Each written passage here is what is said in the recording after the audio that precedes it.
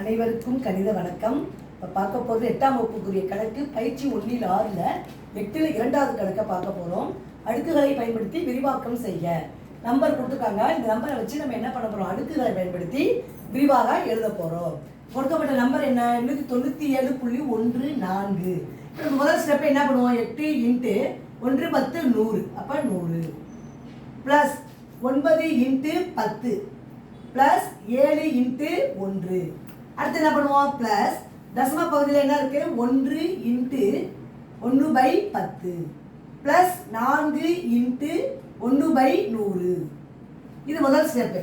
அடுத்து ஃபைனலாக நம்ம ஆன்சர் எடுத்து எழுத போகிறோம். 8 இன்ட்டு 10 அடுக்கு எத்தனை பூஜ்ஜியம் இருக்கு, 2 ப்ளஸ் 9 இன்ட்டு 10 அடுக்கு எவ்வளோ இருக்கு, 1.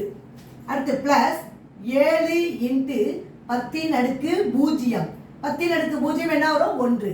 அடுத்து ப்ளஸ் 1 இன்ட்டு 10 அடுக்கு 10ல் 1 இருக்கு, அப்போ எடுத்து எழுதுறப்ப -1 ப்ளஸ் 4 இன்ட்டு 10 அடுக்கு -2.